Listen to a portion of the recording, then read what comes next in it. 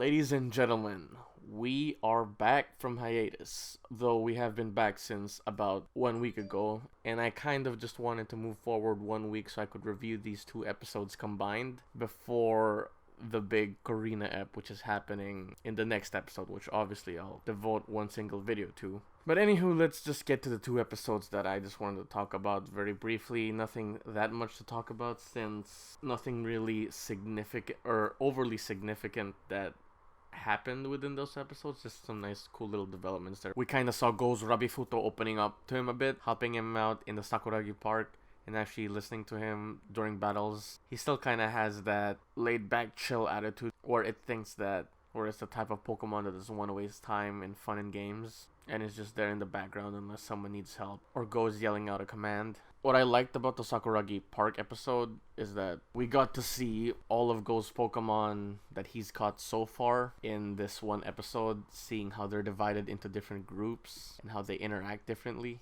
I'm just happy that none were left out and they all got the proper screen time that they deserve, and they probably won't appear again unless Go specifically just gets them whenever him and Ash goes to another region. One of the highlights for me was when his Farfetch tried to eat its own stick leak, because apparently there was this thief in the night that kept on getting the Pokemon food from each of their bowls, and all of the Pokemon in the Sakuragi Park would just argue about it, thinking that one group or one set of Pokemon stole their food. And out of all the groups, there were two loners in the park, which was a Mischievous and a Sandile. Mischievous' name in Japanese is Muma, and Sandile's name in Japanese is Meguroko. In the middle of the episode, they just decide to both team up and pretend to be the saviors of the park, trying to solve the issue of the missing Pokemon food that all of Go's Pokemon were fighting with one another. And it ended up causing more problems when things didn't work out too well for them. Dragonite was amazing in this episode because Ash and Go were unable to break up the fight that was going on amongst the Pokemon because they literally could not be tamed. Raboot, Riolu, and Pikachu were not able to break it up, but Dragonite, the fun-loving, hugging dragon that he is, just told them to watch the fight and just let them settle it out until things die down. Eventually, that fight became so bad that Darumaka's flames, or what it looks like to be a fire spin, goes toward three of Go's Cascoon that were sleeping by the tree branches. And it looks to be that they're almost ready to evolve. So the big Golurk had to try and protect and not interrupt the evolution process that was going on inside their cocoons. The seal on its chest got knocked off. I don't know how that happened, with one of its screws just getting loose, and it caused the giant Golurk to go berserk. And that's when the park went all sorts of crazy, as they were trying to get back the screws that Golurk lost in order to regain its self-control from that berserk mode, or whatever he called it. And we're Sakuragi and his assistants just watching this like all unfold. Like, didn't they even try to bother and help out? Or do they actually think that, it's their habitat, just let him drown in the rain, everything will be fine.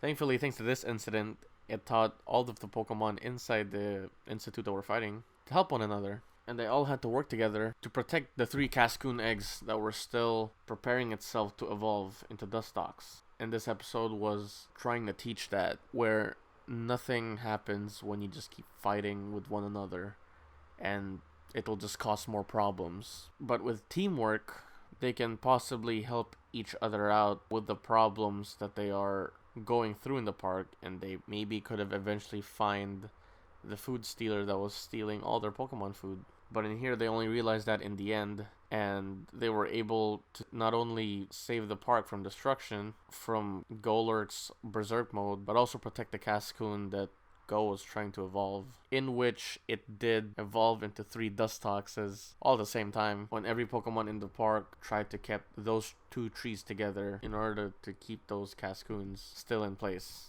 Also, can we just talk about how adorable Riolu in this episode is throughout the episode? I think this is also the first episode that they featured it as part of Ash's team. And while it still lacks battle experience, you can clearly see that it always wants to be around Satoshi and sees how the little baby can help out any way he can during this entire ordeal. And most of the shots where you see Riolu, it was just like clinging on to Ash. It was like the cutest thing ever. So adorable. On Twitter, there was this photo collage where he kept on clinging or holding Ash's hand in multiple shots in this episode. And honestly, just looking at that, it just makes me not want Riolu to evolve into a Lucario. Though I know it will probably eventually will, because eventually the cute has to be the strong. And that's the case with a lot of Pokemon when they evolve. And thank goodness there are Everstones that exists. Just let Ash call Kukui and Alola just to mail him the Everstone that Rowlet has, so Riolu can hold on to it.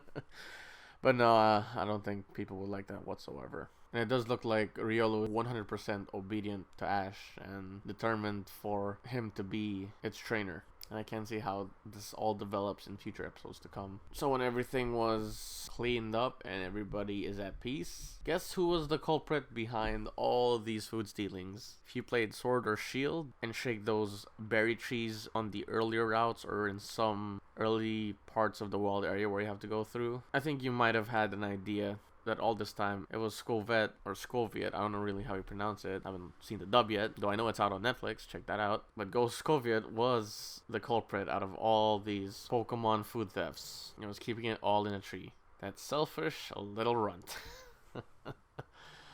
Ash and Go could have checked everywhere in the park first before trying to actually set up those Pokemon food in a campsite so they could solve this issue better. But now that they know who the culprit was, they know whose food stock to supply the most of.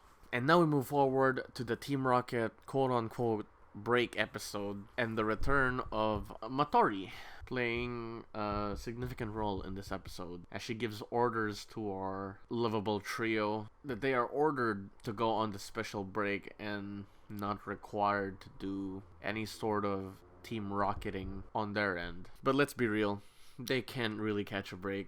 Because when they do go in disguise just casually out to buy something or to enjoy some nice food or get some supplies, the twerps or the Jari boys or Jari gars just pop out of nowhere and they're always there at the same time and same place whenever they want to get away from it. So really, they can't catch a break if Ash just keeps showing up where they show up. And we go back to the Sinnoh region.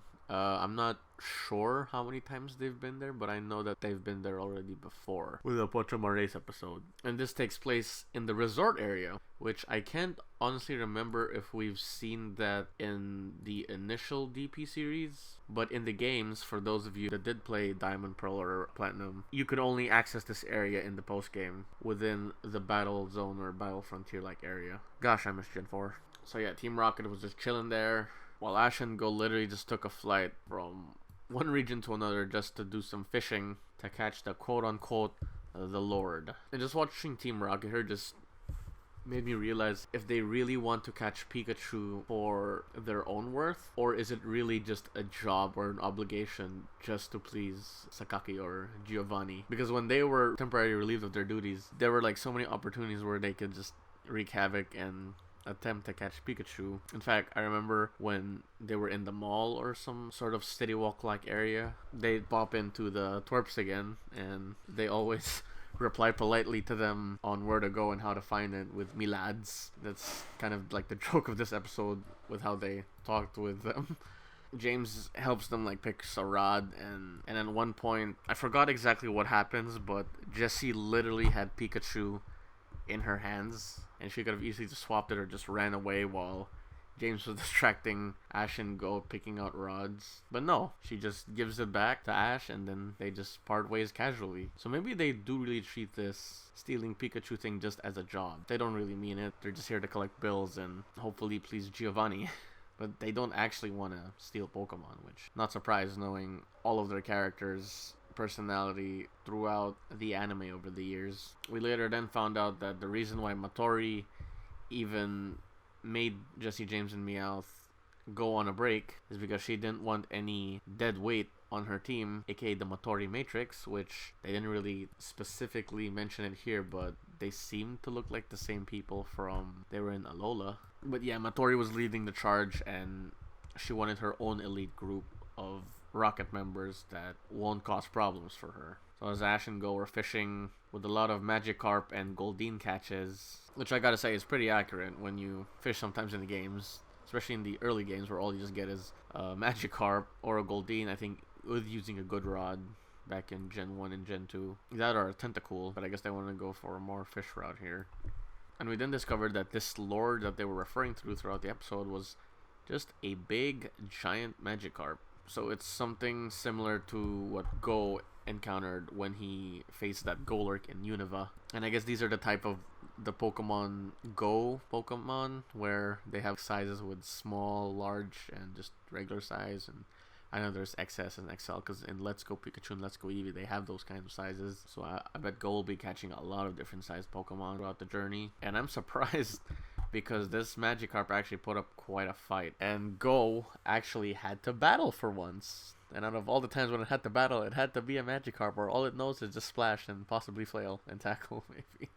So yeah, he brought an Oddish out and actually puts him to sleep, which is how I usually catch my Pokemon. I was either paralyze him or put him to sleep. And he catches the Lord, thanks to that auxiliary lure that James recommended to him earlier. So while all of that was happening, Matori finally executes her plan into stealing all of the Pokemon in the resort area with her elite squad members, I guess you could call it. Why are they stealing Pokemon? Because they're Team Rocket, that's why. You don't need to know the reason. They just do it. And an interesting fact that I kind of wanted to point out here is the 4 Pokemon that the Team Rocket members used in Matori's group were very similar to the aces of the Team Galactic commanders. There was a Purgly used by Mars, a Skuntank used by Jupiter, and a Toxicroak which was used by Saturn. Now the Rhyperior there was just random, but it was kind of like a Gen 4 mon still.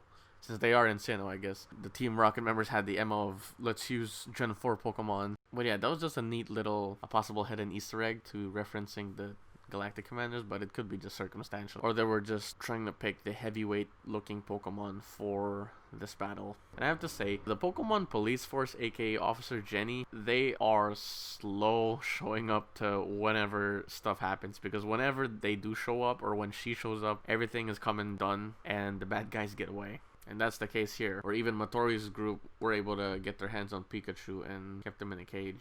Is there like no emergency hotline in the Pokemon world that can immediately get the police there ASAP? Alright, I forgot, only 10-year-old kids save the world in this universe. So our lovable trio finally found out what Matori was trying to do, and they tried to sabotage that plan just for the sake of Matori looking bad for the boss. But in actuality, they are still in the same team, but they're just ruining what the boss would kind of want. But I don't know, maybe Giovanni had no idea of what Matori is even doing in the Sinnoh region trying to get these random Pokemon. Arthur Meowth even has this mini fantasy where the boss is getting mad at Matori and just praising all 3 of them in this cloud-like comic animation. I just miss those high-quality meme Giovanni fantasies where Meowth has, and it was just so over the top. But I guess they're saving their animation budget for other things. Because I know they put a lot of effort into those back then. Especially during Advance, Diamond and Pearl, and BW not so much, if I remember correctly. And James is honestly like the MVP of this group. He did the tracker, he was able to open the gates, he even helped Go pick out that lure earlier. What can't he do? Jessie always just does is complain. She has a good heart, I guess, but all she does is complain and get mad. But James he's such a good guy and just knows how to handle everything. Even knowledgeable. I know he has that like notebook back then that has all the information of the Pokemon before they had this Rotom phone. He would be the one providing all the information for the group. And Kojiro episodes are always wholesome. I bet everyone can agree with that. They're always, I mean, I'm sure some Jessie episodes are cool too, but you just can't hate on James or Kojiro. So as they free the Pokemon that were caught by the Matori Matrix, they realized they were outnumbered because all the Pokemon are freed and they were backed into a corner. And one of my favorite parts is where Go's giant Magikarp actually bested 2 Team Rocket members into simply using Splash. I think it was called Flop when I read the subs, but I'm assuming that's Splash in English. I mean, it looked like a splash. But use it to their advantage, and in the anime world, it actually does have an effect where the ground gets broken and you get jumped and soared like 1,000 feet high until you hit the ground and your Pokemon will probably faint. That's one very powerful effect if you ask me. And Officer Jenny arriving in late fashion as always, by herself. I don't know why she's not with the police crew, but she's always by herself. Matori and her group were able to escape without being traced. And Jenny just, I don't know why she isn't calling a helicopter or police squad to follow them and track them down, but they're like, whatever. As long as the Pokemon are safe, I can just pretend to show up and do my job. I know it's not the case, but I just like how they presented it that way. And Jessie / Musashi almost couldn't control herself when she tried to tell her name should almost give themselves up by saying the motto, so James and Meowth immediately had to drag her away before or they were exposed. At the end of the episode, by the looks of it, Matori looks like she had a really rough sleep and a bad time at headquarters. Without to her knowledge that our lovable trio were actually the ones that caused all of that. They did good, but it was kind of a blow to their team. In fairness, they were on break, so they didn't do it as Team Rocket members. Matori finally tells them that their break is done, and they're motivated and ready to start a new day, trying to catch Ash's Pikachu yet again. And when they mention that, they immediately cut to a screen where Pikachu sneezes, inciting that somebody is thinking of Pikachu. In this case, it's Team Rocket. So Go finally has a new Magikarp, and it does the biggest splashes that any Magikarp you could ever see do. Breaks the Sakuragi Park ceiling immediately and causes a big splash. And technically, Go has 2 Magikarps now. So I'm curious to see if one of them will actually, or both of them will evolve into a Gyarados, which would be really nice to see. Go can get really creative with his team if ever he enters a tournament, but then again, he says that he isn't really a battler, but just aims to catch every Pokemon out there, not really train them. And that's pretty much all I have to say about that. Those were 2 fun little neat episodes, nothing really that noteworthy, but still fun to watch. And I'm just back that the hiatus is done with, and we're all back and rolling ahead with the Pokemon anime or Pokemon Journeys. I don't know, if I want to say Pokemon Journeys, I kind of want to say that I'm looking at the dub, though sometimes I'm saying the dub name, so it's conflicting on how I want to refer to these names. But yeah, as for me, I'm still updating everything and preparing stuff for my social media sites, writing out video ideas, and doing all sorts of things to improve the content I'm trying to put out. It's just been a very, very stressful and busy time for me. I wish I could be bored with this whole lockdown and quarantine thing, but I simply cannot. I have just like a lot of stuff to do, and my resources and times are very limited. But I'm trying my best to try and make everything as efficient as possible, especially with the Isle of Armor coming out in 2 days from now as of this recording. So that should be very hype as well. And the next episode